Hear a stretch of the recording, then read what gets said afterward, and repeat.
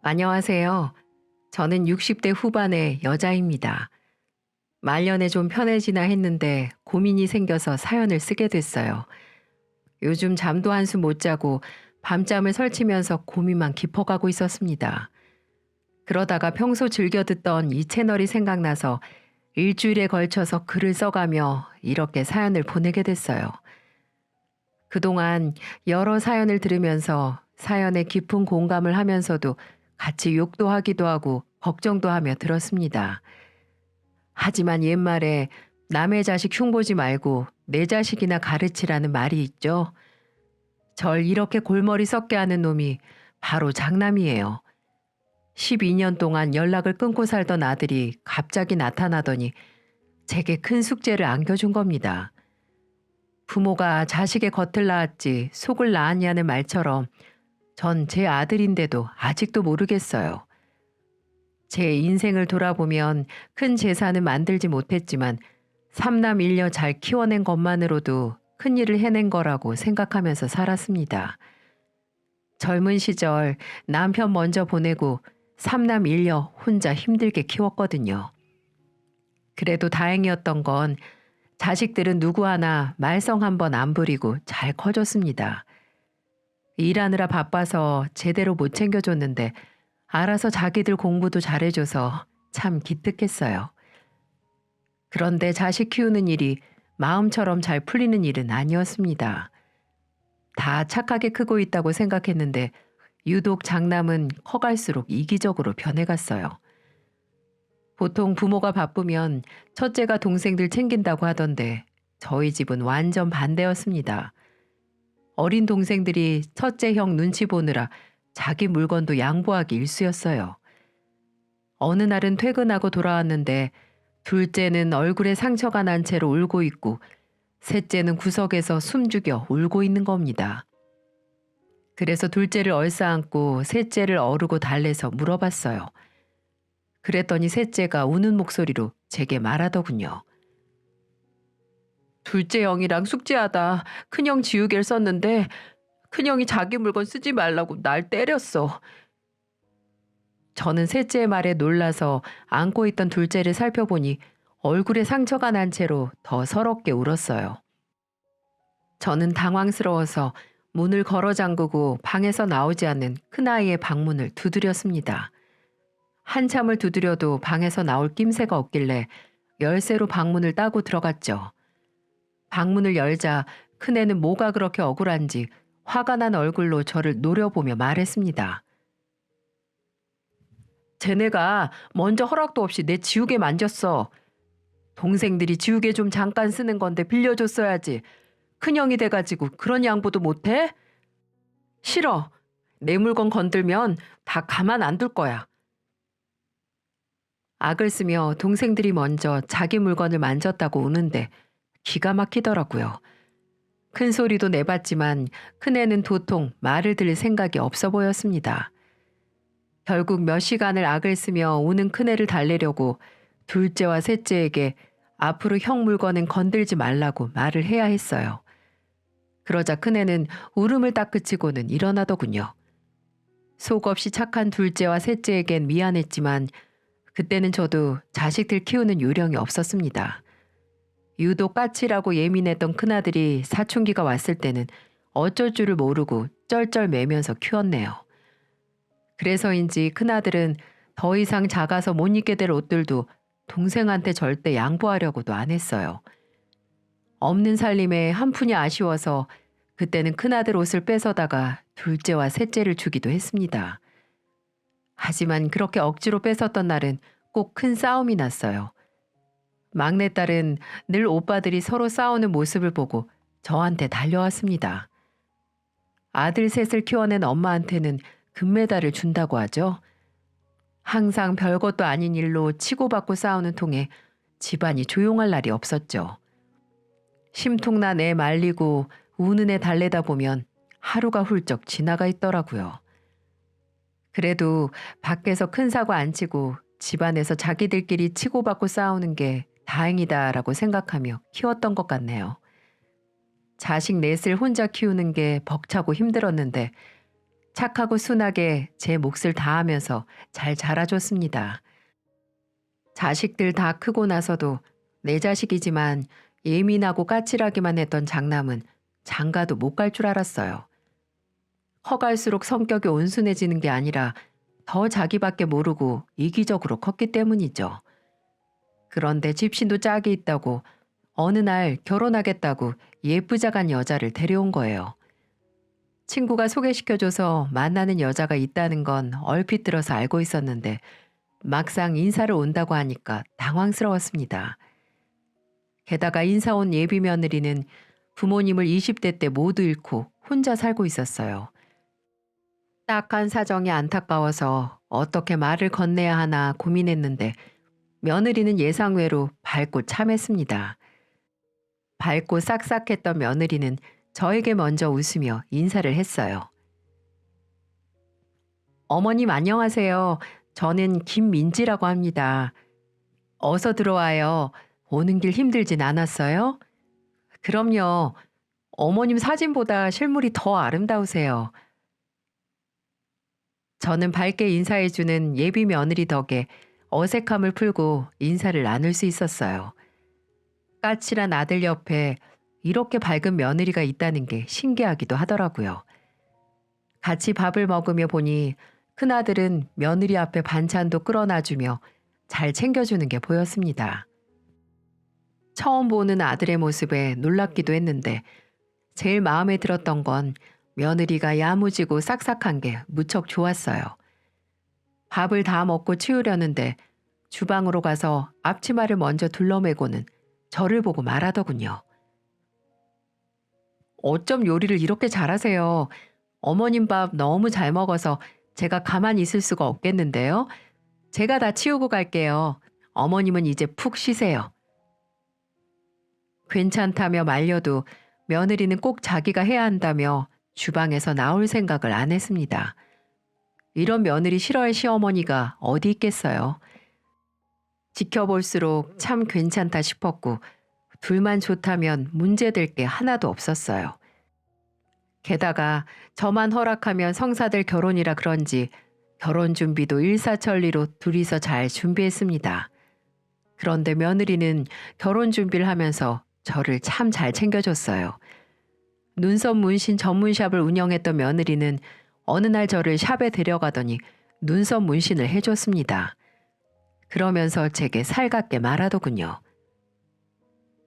여자 얼굴에서 눈썹만 잘 그려도 이목구비가 확 살아요. 어머님 평소에도 눈썹 그리는 거 힘들다고 하시길래 제가 특별히 무료로 해드리는 거예요. 내가 며느리 덕에 별걸 다 해보네. 앞으로는 더 많이 해드릴게요. 며느리는 저를 엄마처럼 생각한다면서 이것저것 참 많이도 챙겨줬어요. 장남한테서는 한 번도 받아본 적 없던 영양크림도 며느리가 직접 챙겨줬습니다. 집안에 사람이 잘 들어와야 한다고 하죠. 저는 장남이 드디어 제대로 임자를 만나서 개과천선하고 살겠다 싶었어요. 싹싹하고 밝은 며느리를 얻게 돼서 기쁜 것도 잠시, 형편이 어려워서 제대로 된 집 하나 못 구해주겠다는 생각이 들더군요.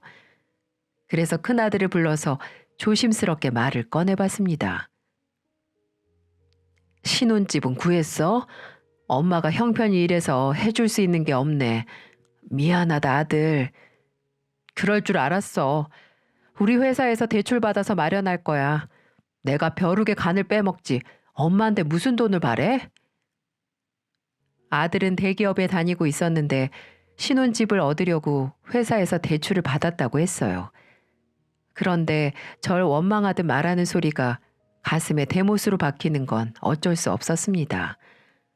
제가 돈이 많았다면 어땠을까 하는 생각이 들었지만 제 몫을 해내는 큰아들이 대견하더군요.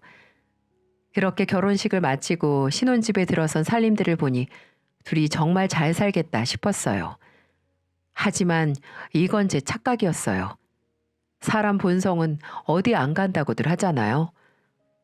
큰아들은 결혼식이 끝나자마자 동생들을 불러서 다짜고짜 화를 냈습니다. 그 이유도 황당했어요. 큰아들이 결혼할 때가 30 초반쯤이라 둘째, 셋째, 넷째는 이제 막 사회생활을 시작했을 나이였거든요. 다들 먹고 살기 빠듯한데 그래도 첫째가 장가 간다고 무리해서 1인당 100만 원씩 축의금을 했던 거였어요. 그런데 큰아들은 동생들 불러 세워놓고 고작 100만 원 했다고 트집을 잡고 있는 겁니다. 이게 말이 된다고 생각하시나요? 동생들 사정 뻔히 알면서 고작 100만 원이라는 말을 쉽게도 하더군요. 첫째는 둘째 어깨를 툭툭 치며 말했습니다. 넌 어릴 때부터 날 무시하더니 결혼식에도 꼭 이렇게 티를 내야 직성이 풀려? 너 결혼하기만 해봐. 아주 국물도 없을 줄 알아. 네가 아무리 열심히 살아도 대기업 다니는 나만큼이나 살 수 있을 것 같아? 그리고는 셋째와 넷째에게도 결혼한다고 자기한테 손 벌릴 생각하지 말라며 으름장을 놓는 게 아니겠어요? 저는 그 모습을 보고만 있을 수 없어서 첫째의 손목을 잡으며 말했습니다. 누가 너한테 동생들한테 콩고물 떨어뜨리라고 시켰어? 내 새끼들은 내가 알아서 할 거니까 네 신혼집이나 신경 써. 제가 단호하게 말하자 큰아들은 코웃음을 치며 돌아섰어요. 아나무인도 유분수지 누가 보면 동생들까지 혼자 다 키워낸 줄 알겠더군요. 셋째는 그 상황에 화가 났는지 궁시렁거리며 말했습니다. 없는 돈 쪼개서 100만 원이나 했더니 이게 무슨 꼴이야? 미운 놈 떡 하나 주고도 욕을 먹네. 셋째 아들의 말에 둘째 아들과 막내딸도 맞장구를 쳤어요. 어른이 되면 좀 달라질 줄 알았던 제가 오만했던 건지 첫째는 이기적인 걸 넘어서서 보찜이라도 맡겨놓은 사람처럼 동생들을 닥달하기 시작했어요. 어느 날 둘째 아들은 제게 화를 내며 전화해서 큰아들과 있던 일을 하소연하듯 털어놨어요. 큰형은 대기업을 다니는 게 아니라 사채업자랑 일하는 것 같아. 나한테 글쎄 자기 집 청소기를 사놓으래. 집안에 장남이 장가 갔는데 왜 가만히 있냐고 난리를 치는데 아우 기가 따가워서 전화 끊어버렸어. 저는 둘째의 말에 화가 나서 절대 아무것도 사주지 말라고 신신당부를 하고 전화를 끊었습니다. 장남이면 장남답게 굴어야지 동생들 사정 뻔히 알면서 꼭 저렇게 노골적으로 다 받아내야 되는 건가요? 게다가 결혼했다고 무조건 선물 주고받는 법이 어디 있다고 난리인지 이해할 수가 없었죠. 그래서 저는 큰아들에게 전화해서 노발대발 화를 내며 말했어요. 맨날 입으로는 대기업 거리면서 청소기 살 돈도 없어서 둘째한테 청소기 타령이야? 뭐 얼마나 대단한 청소기 사려고. 그놈의 청소기 필요하면 나한테 말해. 고세 그걸 또 둘째가 엄마한테 일렀어? 됐어. 내가 벼룩의 간을 빼먹지. 애초에 바라지도 않았어. 꼴랑 100만 원 축의금 하는 동생한테 뭘 바래? 저는 큰아들의 말에 어이가 없었어요. 그래서 청소기 못 살 것 같으면 저한테 말하라고 했더니 필요가 없다는 거예요. 저런 것도 첫째라고 100만 원이나 축의금을 했던 자식들이 대견해 보이기까지 했습니다. 크면서도 그렇게 큰아들한테 치이고 자란 아이들인데도 그래도 남매라고 챙기는 게 기특했어요. 그런데 큰아들의 만행은 여기가 끝이 아니었습니다. 안 그래도 사이 안 좋던 남매 사이가 완전히 틀어져 버리는 사건이 있었어요. 큰아들이 막내딸한테 전화해서 글쎄 며느리 가게에서 일을 배우라고 했다는 겁니다. 나중에 며느리가 아이를 낳고 나면 샵 문을 닫을 수 없으니 막내가 일하라는 거죠. 그러면서 큰아들은 막내딸에게 비수를 꽂으며 이렇게 말했다고 했습니다. 회사도 지똥만한 회사 다니면서 자리 지켜봐야 뭐해? 그냥 샵에서 기술이나 배워. 저것도 다 기술이야. 막내딸은 중소기업에 다니고 있었는데 다니고 있는 회사를 무시하며 기술이나 배우라고 했다는 거예요. 그러면서 며느리가 임신하게 되면 단골 손님 때문에라도 문을 닫을 수 없다고 막내더러 일하라고 했다고 했습니다. 기가 막혀서 큰아들을 찾아갔는데 끝까지 자기는 올바른 조언을 해준 거라며 당당하게 말하더군요. 저는 큰아들의 말에 등을 내리치며 말했습니다. 나중에 나 죽고 나면 하늘 아래 핏줄이라고는 동생들 뿐인데 왜 그렇게 동생들 못 잡아먹어서 안달이야? 크면서도 그러더니 나이 먹고도 애들을 쥐어잡아 왜? 그러자 큰아들은 제 말을 듣자 화를 내며 말하더군요. 내가 다 걔 생각해서 해준 말이야. 고작 중소기업 다니는 애가 남자를 잘 만나봐야 얼마나 잘 만나겠어? 평생 먹고 일하면서 살려면 기술이 있어야지. 결국 듣다 못한 저는 큰아들에게 닥치라고 소리쳤어요. 그리고는 동생들한테 그 말도 안 되는 소리 하지 말라며 으름장을 놨습니다. 하지만 저의 노력에도 틀어진 남매 사이가 좋아지진 않더군요. 이미 큰아들한테 남아있던 정마저 떨어졌다며 연락을 다 끊겠다고 하더라고요. 그런데 큰아들은 동생들이랑 연이 끊기고도 정신을 못 차렸는지 저를 식모 부리듯 대하기 시작했습니다. 자식 장가 보내면 끝인 줄 알았는데 보내놓고도 아들 뒷바라지가 끝나지 않는 것 같았어요. 큰아들은 저에게 전화해서 뭐라도 맡겨놓은 사람처럼 당당하게 말하더군요. 아들 장가 갈 때 해준 것도 없으면서 반찬이라도 해서 보내야 되는 거 아니야? 뭐가 이쁘다고 네 입에 들어갈 반찬을 해서 보내. 난 먹을 거 해먹기도 힘들다. 그런 소리 할 거면 끊어. 저는 아들의 전화를 확 끊어버렸어요. 평소에는 전화도 안 하면서 꼭 자기가 뭔가 필요하면 저한테 전화를 했거든요. 이게 끝이었으면 제가 2다리 뻗고 살았을 겁니다. 처음에는 반찬 좀 해달라고 하루에도 12번씩 전화를 하더니 이제는 아예 집안 청소를 해달라는 거예요. 세상에 어떤 아들이 엄마한테 저런 부탁을 하겠습니까? 큰아들이 저한테 한다는 소리가 기가 막힐 노릇이었죠. 다른 집 엄마들은 집도 해주고 반찬도 넉넉하게 해서 갖다 준다던데 엄마는 뭐가 그렇게 맨날 다 못해주겠다는 거야? 돈이 없으면 성실하기라도 해야지. 그게 엄마한테 할 소리냐? 그만큼 키워놨으면 네가 좀 알아서 살아. 동생들은 알아서 잘만 하는데 너는 왜 그렇게 엄마 못 잡아먹어서 안달이야? 저는 큰아들이 부탁하는 건 해줄 수 있어도 해주기 싫었습니다. 반찬도 넉넉하게 만들어서 줄 수도 있었지만 엄마를 식모처럼 생각하는 큰아들에게는 쌀 한 톨도 그냥 주기 싫었어요. 옛말에 미운 놈 떡 하나 더 준다고 하죠. 그런데 제가 미운 놈 떡 하나 더 주면서 키우다가 저런 아나무인의 자기밖에 모르는 아들로 큰 것 같았어요. 그래서 이제라도 안 주겠다고 마음을 먹었죠. 그랬더니 큰아들은 더 철딱서니 없게 행동하기 시작했습니다. 글쎄 결혼하고 첫 명절인데 집을 안 오겠다며 전화를 하더군요. 왜 못 오냐고 물었더니 큰아들은 당당하게 저에게 말했습니다. 명절인데 누가 제사를 지내? 꼭 없는 집구석에서 조상 타령하더라. 난 여행 갈 거니까 절대 전화도 하지 말고 찾아오지도 마. 큰아들의 전화에 뒤통수를 한 대 얻어맞은 것처럼 얼얼하더군요.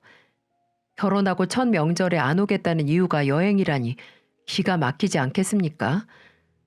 처음에는 며느리가 오기 싫다고 한 건가 의심이 들기도 했습니다.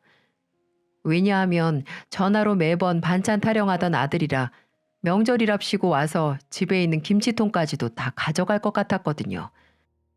그래서 혹시나 며느리가 안 가겠다고 했나 의심을 하고 있는데 며느리한테서 전화가 왔더라고요. 어머님, 결혼하고 첫 명절이라 가고 싶었는데 계속 안 가겠다고 하네요. 혼자라도 가겠다고 하니까 시댁에 가면 집에서 쫓아낸다고 해서 갈 수가 없을 것 같아요. 제가 너무 죄송해서 몰래 용돈 좀 보내드렸어요. 맛있는 음식 사드세요. 며느리는 너무 죄송하다며 저에게 용돈까지 챙겨 보내줬어요. 잠시나마 의심한 게 미안해질 정도로 사과를 하길래 괜찮다고 며느리를 다독였습니다. 이후에도 며느리는 큰아들 몰래 용돈도 챙겨줬고 혼자 종종 찾아와서 같이 밥도 먹곤 했어요. 그래서 큰아들은 꼴 보기 싫을 정도로 얄밉긴 했지만 며느리의 전화는 반갑기만 하더군요. 아들이 엄마 취급도 안 하고 식모처럼 대하길래 며느리 보기도 민망했거든요. 그런데 며느리가 먼저 저를 시어머니처럼 살뜰히 챙겨주니까 고마웠습니다. 그렇게 큰아들이 심통을 부리는 것처럼 저와 동생들이랑 벽을 쌓는 동안 며느리는 임신했다는 소식을 전해왔어요. 부모도 없는 며느리가 혼자 몸조리는 어떻게 하나 싶어 종종 집에 찾아가서 챙겨줬습니다. 집안일도 도와주고 청소도 해주면서 며느리와는 잘 지냈어요. 며느리는 제가 집안일을 하고 있으면 꼭 따라다니면서 말했습니다. 어머님, 매번 이렇게 도움만 받아서 죄송해요. 임신했을 때는 몸을 잘 챙겨야 되는 거야. 내가 이런 거 말고 해줄 수 있는 게 없어서 미안하지. 그래도 먹고 싶은 거 있으면 다 말해. 그리고 방에 들어가서 좀 자. 몸도 무거울 텐데. 제가 도와주겠다며 갔던 건데 어찌나 미안해 하던지 이렇게 착하고 고운 며느리를 얻은 게 복이구나 싶었어요. 큰아들은 제가 집에 찾아와서 청소까지 해주는데도 고맙다는 말 한마디도 없었습니다. 그러니 제가 며느리를 더 예뻐할 수밖에 없지 않겠어요? 임신하면 친정엄마 생각이 더 애틋해지는데 며느리가 안타깝고 불쌍했어요. 그래서 아이를 출산하는 날에도 병원에서 진통하는 내내 제가 옆에 있어줬습니다. 긴 진통 끝에 며느리는 건강한 손자를 낳았어요. 그 순간 제가 큰아들을 낳던 순간이 떠올라서 주책맞게 눈물이 나더군요. 품에 안아본 아이를 보니 큰아들 처음 안아보던 순간이 절로 생각났거든요. 안고 있던 손자를 내려놓고 땀에 흠뻑 젖은 며느리의 이마를 닦아주며 말했어요. 아이고 수고했다. 우리 며느리가 시집와서 이렇게 큰일을 해내네. 고맙다 고마워. 앞으로 내가 네 엄마다 생각하고 힘든 거 있으면 다 말해. 저는 며느리 머리카락을 정리해주다 꼭 안아줬습니다. 세상에 자식을 낳아봐야 부모 마음을 안다고 하잖아요. 며느리는 저를 안고도 펑펑 울었어요. 다음 날 저는 며느리를 위해서 미역국을 끓여갔어요. 며느리는 제가 끓여간 미역국을 먹으면서도 울었습니다. 미역국이 코로 들어가나 입으로 들어가는지도 모르게 우는 며느리에게 말했어요. 엄마가 시도 때도 없이 우는 거 애들 보기 안 좋아. 지금 마음껏 울고 앞으로 아들 제대로 키울 생각만 해. 그래야 하늘에서 부모님이 우리 딸 대견하다 하실 거야. 내가 사는 동안 많이 도와줄게. 제가 해줄 수 있는 건 며느리가 힘들지 않게 도와주는 일뿐이었습니다. 정말 며느리한테만큼은 최선을 다해주고 싶었어요. 하지만 이런 제 다짐이 무색하게도 저에게 불행이 찾아오고 말았습니다. 가슴에 통증이 심해져서 병원을 가봤는데 유방암 진단을 받은 거예요. 하늘이 무너지는 줄 알았습니다. 이제 손자도 보고 겨우 다른 사람들처럼 살아보나 했어요. 그래도 수술받고 잘 치료받으면 완치될 수 있다는 말에 안심할 수 있었어요. 하지만 제 유방암 소식을 들은 둘째 아들과 셋째 아들 그리고 막내딸은 소식을 듣자마자 집을 찾아와서 오열하더군요. 그리고 둘째 아들은 울먹이며 말했습니다. 내가 엄마를 더 잘 챙겼어야 했는데 미안해 엄마. 다 나 때문이야. 병원 갈 때 꼭 나랑 같이 가. 보호자가 있어야지. 내 몸 내가 못 챙긴 거지. 왜 우리 둘째 탓이야. 엄마 괜찮아. 치료받으면 금방 낫는데. 세 남매가 절 찾아와서 울면서 자기 탓이라고 하는데 정작 큰아들은 연락도 하나 없더군요.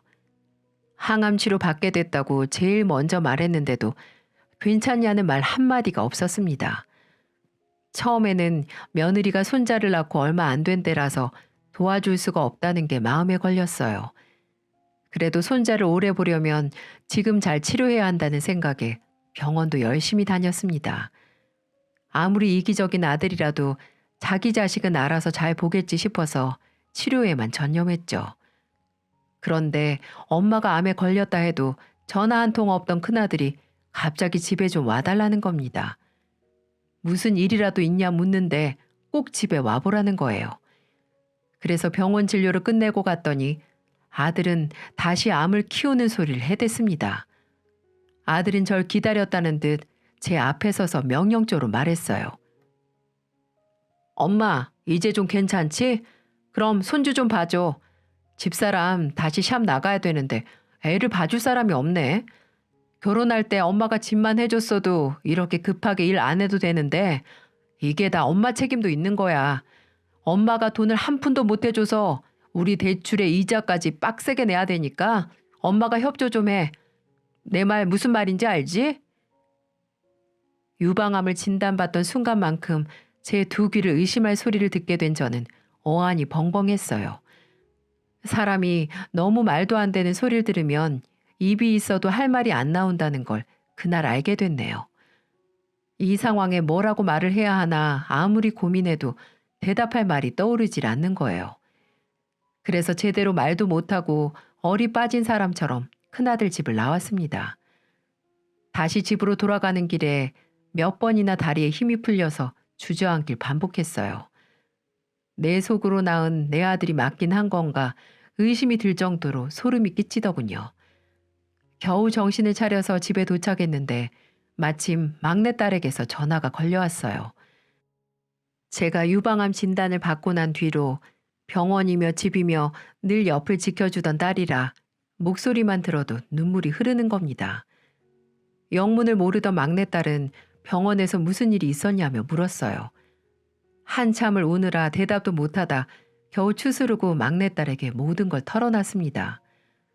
첫째가 손자를 봐달라고 했다는 말을 들은 막내딸에게 제가 울면서 말했어요. 내가 신혼집 못 해줬다고 와서 손자를 보라고 말하는데 내가 딱 죽고 싶더라. 지를 어떻게 키웠는데 나한테 그 정도 했으면 다 치료한 거 아니냐고. 손주나 보라는 소리를 할 수 있어? 그러자 막내딸은 화가 잔뜩 난 목소리로 말했습니다. 그 새끼 어릴 때부터 오냐오냐 키워서 그런 거 아니야? 그래도 그렇지 개념이 나갔나? 미친 게 아니면 아픈 엄마한테 자기 자식 봐달라는 말을 할 수 있어? 어릴 때부터 지밖에 모르더니 결혼해서도 순 속만 썩이네. 절대 해주지 마 엄마. 가서 애 봐주면 내가 엄마 안 보고 살 거야. 막내딸은 저에게 화를 내며 절대 봐주면 안 된다고 말했어요. 그런데 가만 생각해 보니까 제가 큰아들한테는 유독 쩔쩔맨 것 같았습니다. 다른 자식들한테는 하소연도 하고 별 얘기를 다 하며 사는데도 유독 큰아들한테는 쩔쩔매며 지냈던 거예요. 그래서 저도 막내딸의 말을 듣고 정신을 번쩍 차릴 수 있었습니다. 결심이 흔들리기 전에 바로 큰아들한테 전화해서 말했죠. 아직 병원 다니면서 치료도 해야 하고 몸도 안 좋아서 손주 못 봐준다. 도우미를 쓰던지 둘이 알아서 해. 제가 단호하게 말하자 큰아들은 화를 내며 큰 소리로 말하더군요. 아니 부모가 돼서 그거 하나 못 해줘? 내가 뭐 돈을 달랬어? 집을 해달랬어? 그냥 와서 애 좀 봐달라는데 그걸 못 해준다는 게 부모야? 그냥 인연 끊고 살자. 이렇게까지 아무것도 못 해주는 무능력한 집 필요 없어. 큰아들은 제가 아기를 못 봐준다고 하자 화가 잔뜩 난 것 같았어요. 그런데 이게 엄마한테 할 소린가요? 아무리 자기 자식이 중요하지만 아직 유방암으로 투병 중인 엄마한테 집에 와서 애를 보라니 듣고도 잘못 들은 줄 알았습니다. 큰아들이 뱉어낸 말들은 제 가슴에 비수처럼 꽂혔어요. 하염없이 눈물만 흐르는데 눈에서 피눈물이 흐른다는 생각이 들 정도로 눈이 따갑도록 울었습니다. 저런 걸 자식이라고 낳고 살았다니 제 인생이 다 후회스러웠어요. 그래도 천륜인데 설마 큰아들이 천륜을 끊겠나 싶었죠. 하늘 아래 천륜은 누가 쉽게 끊나 했더니 그게 바로 제 아들이었어요. 설마 그래도 생일에는 연락이 올 줄 알았습니다. 솔직히 큰아들이 전화를 안 주더라도 며느리는 줄 거라고 믿었던 것 같네요. 그런데 며느리마저 언제 친했냐는 듯 연락을 끊어버렸고 큰아들도 정말 안부 전화도 한 통 없었습니다. 그뿐인 줄 아세요? 명절마저도 아예 연락을 안 하는 겁니다. 매일 전화하다시피 걸려오던 며느리 전화도 없으니 정말 천륜을 끊겠다고 다짐했다는 게 실감이 나더라고요.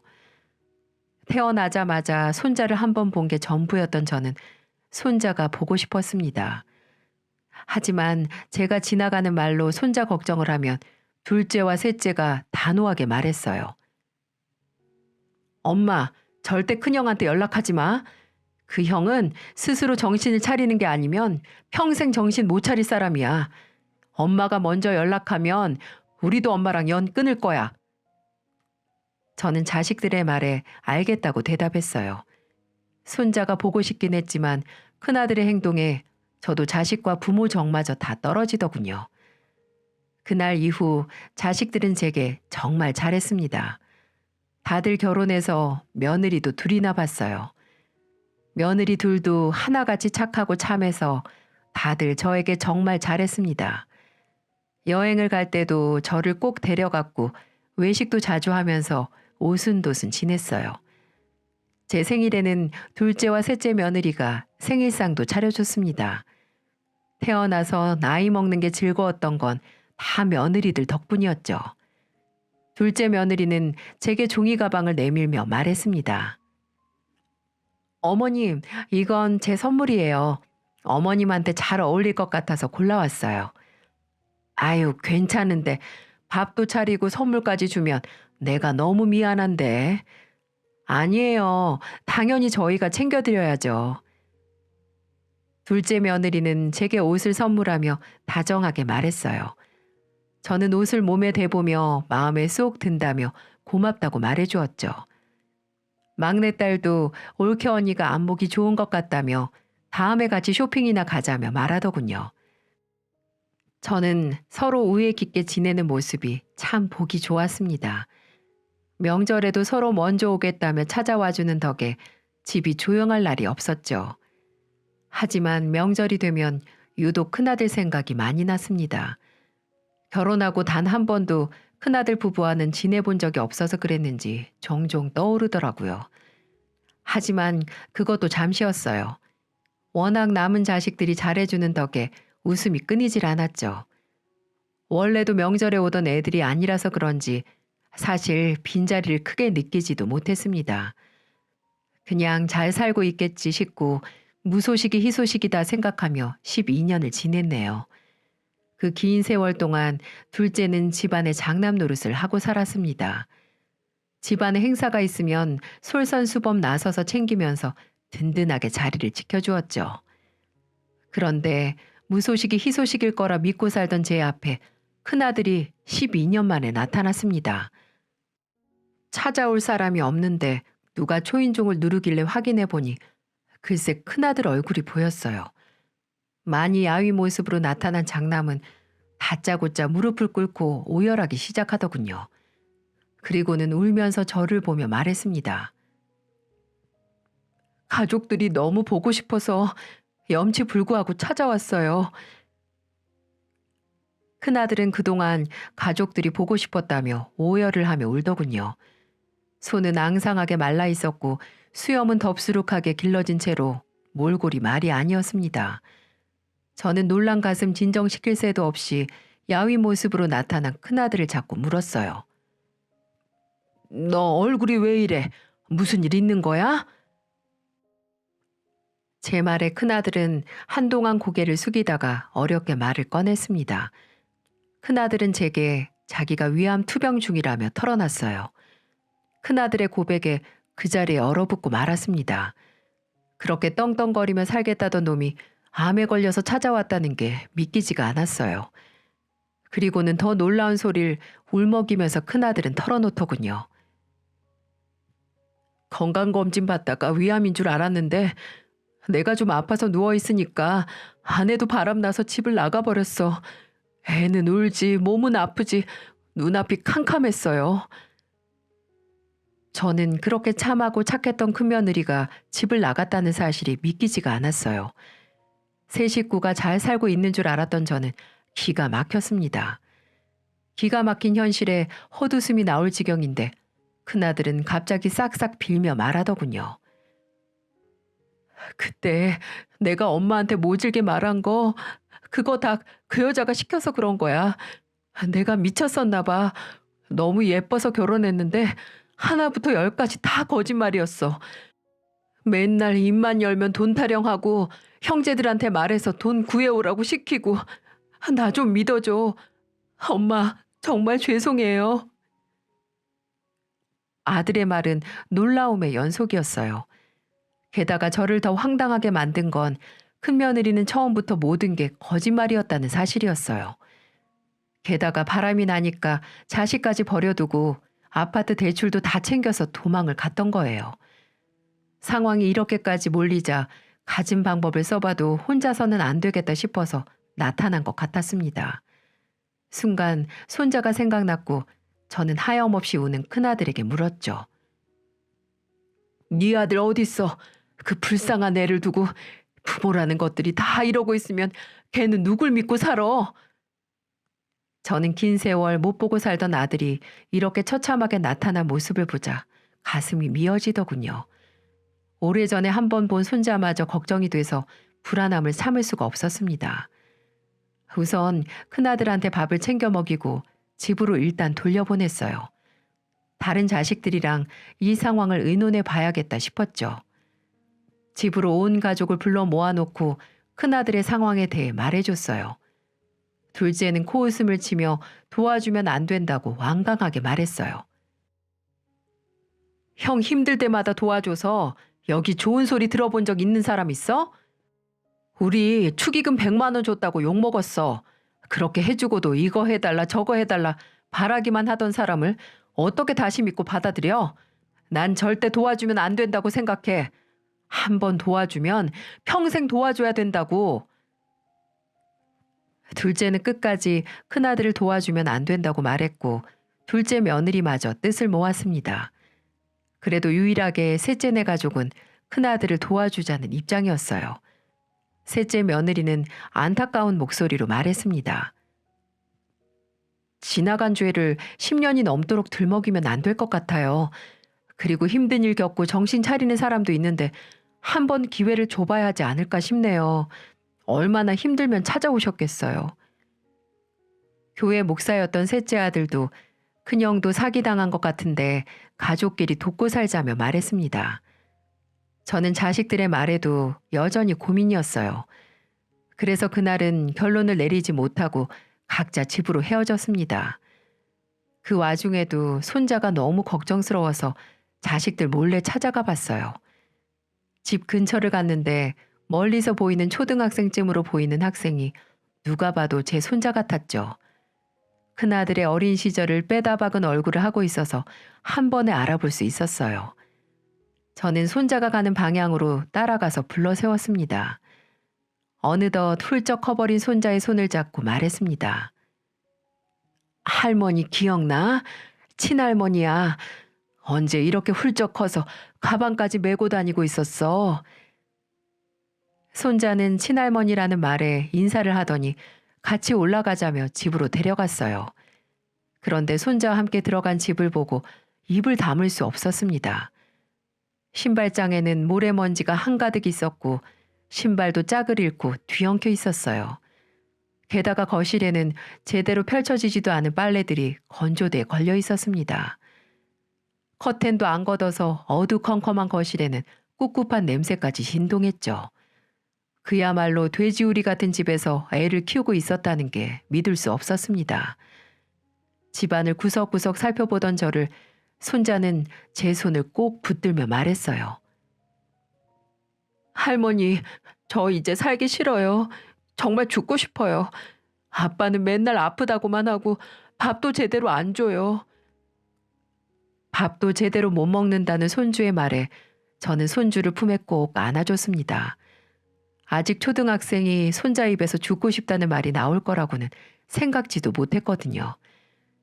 괜히 제가 미안해서 손자를 붙들고 할미가 미안하다며 달래주다가 다음 날이 주말이라 무작정 애를 데리고 제 집으로 왔습니다. 학교 가면 급식이라도 먹을 텐데 주말에는 애가 얼마나 굶겠습니까? 그래서 손자를 집으로 데려오면서 자식들을 다시 한번 다 불러 모았습니다. 손자를 씻기려고 했는데 너무 배가 고파서 씻을 힘도 없다며 주저앉길래 밥부터 먹였죠. 그 사이 자식들이 모두 도착했고 눈앞에 있는 손자를 보고는 모두 놀라더군요. 꼬질꼬질한 모습은 둘째치고 초등학생답지 않게 무척 말라 있었거든요. 그 모습에 며느리들은 눈물을 보이며 안아주다 울었습니다. 자식들은 충격적인 손자의 모습에 말을 잇지 못하더군요. 그리고는 다들 애가 무슨 죄가 있냐며 애는 제대로 키워야 하는 거 아니냐며 의견을 모았습니다. 저도 하나뿐인 손자가 버려진 채로 크는 모습을 볼 수 없었어요. 다른 자식들은 다 가정에 있어서 손주를 볼 수 없으니 제가 키우기로 했습니다. 유방암이 완치된 후라 손자를 키우는 건 아무 문제가 없었습니다. 그래도 아이의 의견이 중요하니까 여기서 살겠냐고 조심스럽게 물어봤죠. 할머니, 저 여기서 살고 싶어요. 말썽도 안 부리고 말 잘 들을게요. 밥 먹은 그릇도 정말 잘 치울게요. 제발 여기서 살 수 있게 해주세요. 자식들도 손자의 말에 엄마가 괜찮다면 여기서 키우라고 말을 해주더군요. 자식들도 서로 힘든 건 돕겠다면서 애가 원하는데 어떻게 내치겠냐며 말했습니다. 저는 큰아들한테 전화해서 손자를 여기서 키우겠다고 말했어요. 그랬더니 큰아들은 다급한 목소리로 말하더군요. 엄마, 저도 좀 데려가 주세요. 저 정말 이렇게 살기 싫어요. 나도 이대로 딱 죽고 싶을 정도로 힘들어요. 몸이 아파서 일도 못하고 사람 사는 게 아닌 것 같아. 이렇게 살 거면 안 살고 싶어. 제발 나도 좀 도와주세요. 엄마, 제발요. 큰아들은 전화기를 붙들고 흐느끼며 말했습니다.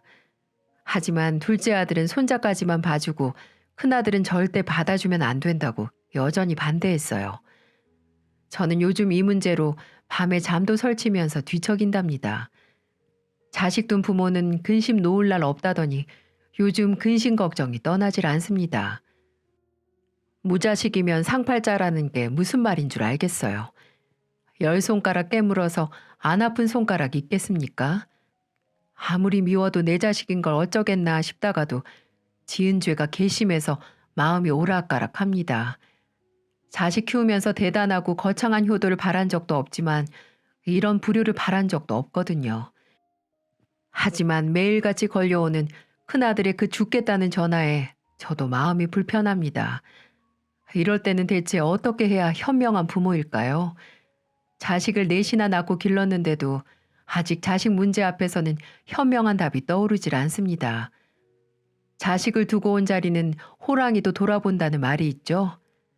저도 제 자식을 두고 온 자리가 자꾸 눈에 밟히지만 어떤 선택이 아들을 위한 선택인지 모르겠어요. 혼자 자립할 수 있게 둬야 하나 아니면 다시 품에 안고 키워야 하나 모르겠습니다. 만약 이 사연을 보고 듣는 분들 중에 저와 같은 상황이라면 여러분은 어떤 선택을 내리실 건가요? 평소 즐겨 듣던 채널이라 긴 사연 적어봤는데 댓글로 남겨주시면 하나하나 보면서 꼭 올바른 결정을 하겠습니다. 긴 사연 끝까지 들어주셔서 감사드리고 만일 좋은 의견이 있다면 부탁드리겠습니다. 감사합니다.